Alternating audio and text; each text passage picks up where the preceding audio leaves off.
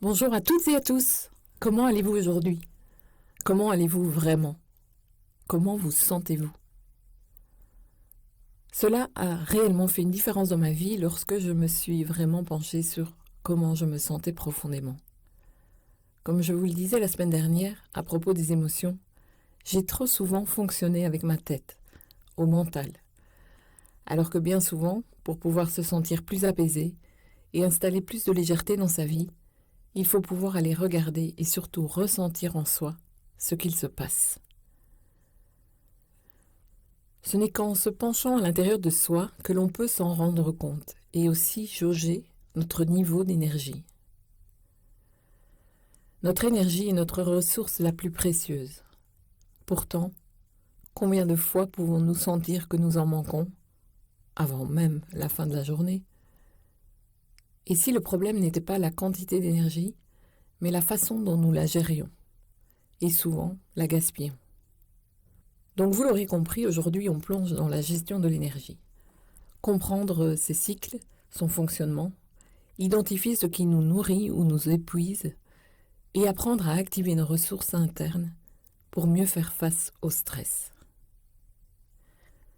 Dans cet épisode, je vais vous partager des clés concrètes pour améliorer notre niveau d'énergie et s'écouter à nouveau. Écouter son stress, la pression, les tensions que l'on peut ressentir comme des indicateurs puissants pour retrouver plus d'équilibre.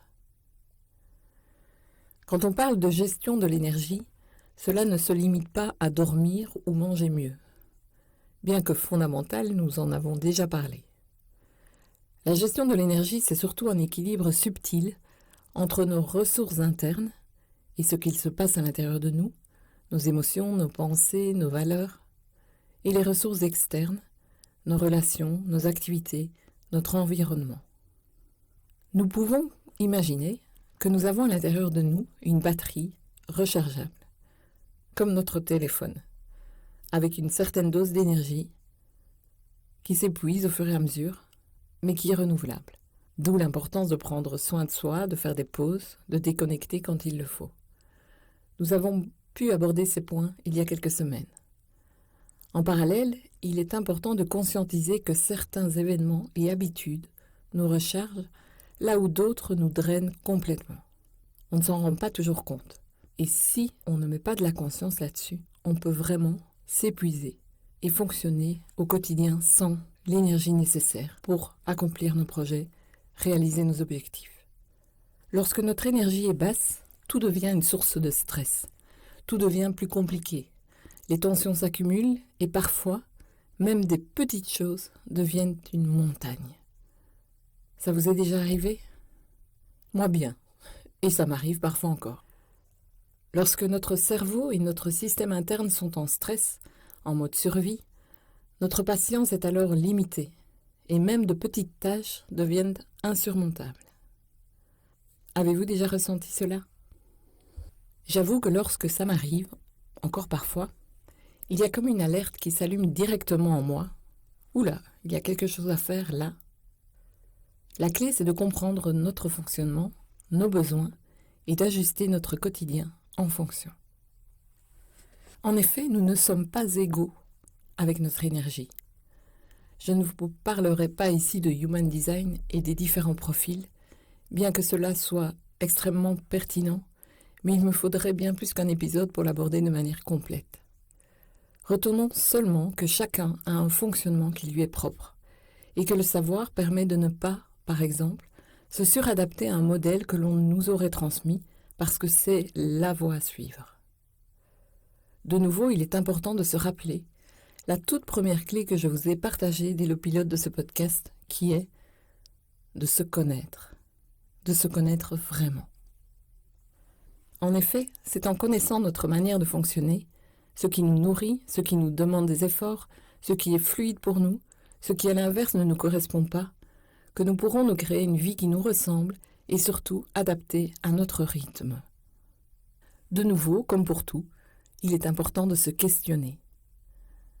Dans un premier temps, ce que j'ai pu faire, par le passé, c'est de me poser et réellement me demander quelles étaient les activités qui me donnaient de l'énergie.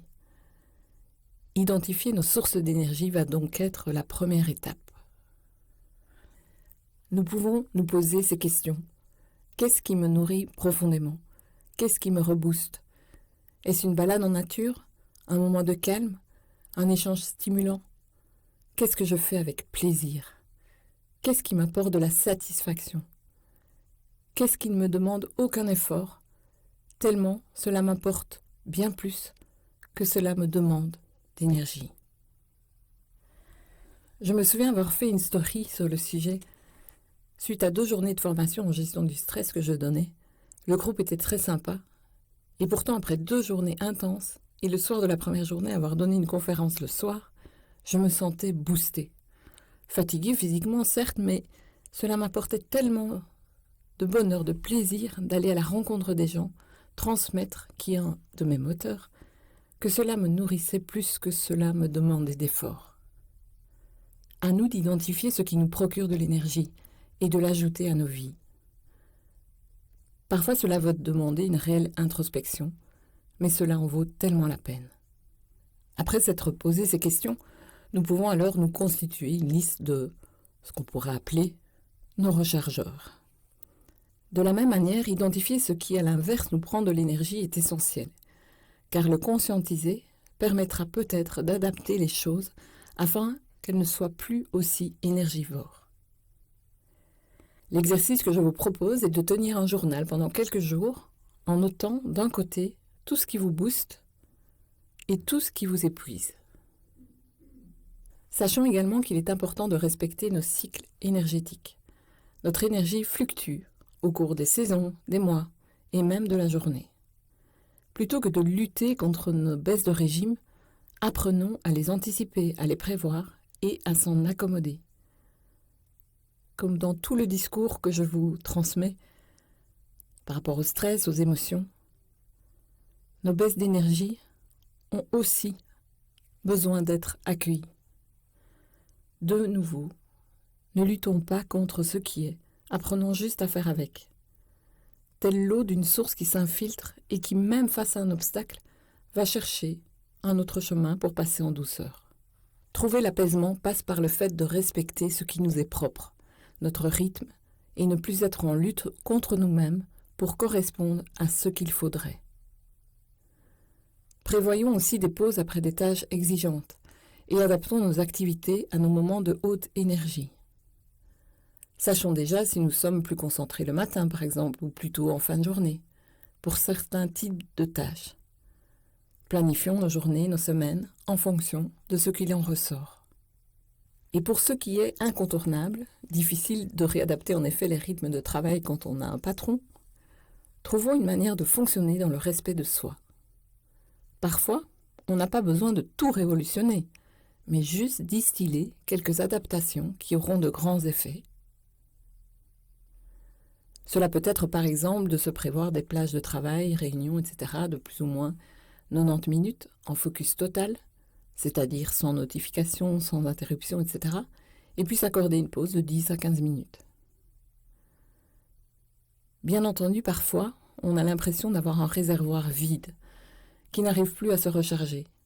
En période de stress intense, celle-ci semble disparaître instantanément. Souvent, l'énergie est simplement bloquée.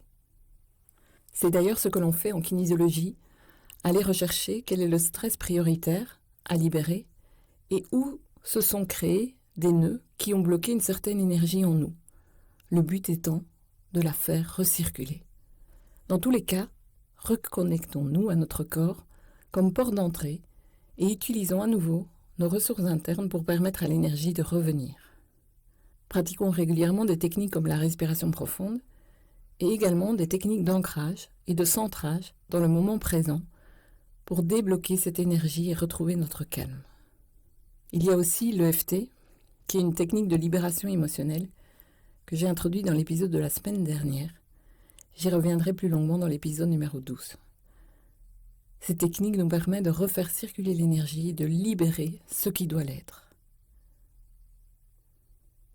Si vous ne pouvez pas attendre jusque-là, vous pouvez déjà consulter le descriptif de l'épisode afin d'avoir toutes les informations concernant notamment un guide pratique qui vous permettra d'installer les meilleures conditions de votre quotidien pour préserver, voire même pour stimuler, élever et booster votre niveau d'énergie. Et à l'inverse, éviter l'épuisement. Gardons à l'esprit que gérer son énergie, c'est apprendre à la préserver, à la recharger et à l'activer au bon moment. Reprendre le pouvoir sur son énergie et la manière de la préserver va pouvoir transformer le quotidien et vous permettre de faire face au stress avec beaucoup plus de sérénité.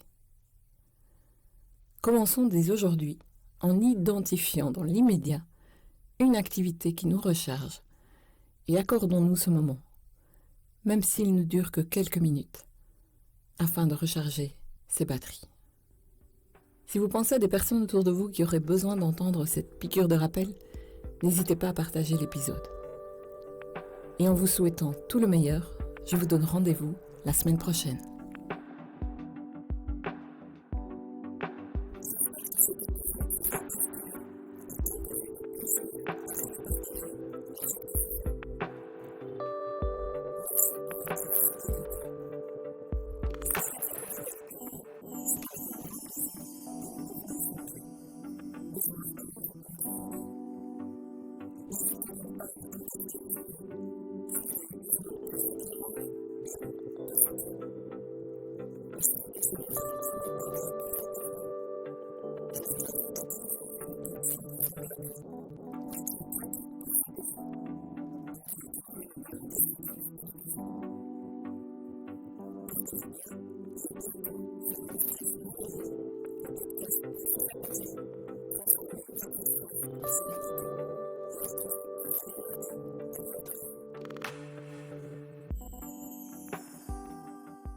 Ce podcast est produit par le Media Lab. Rendu possible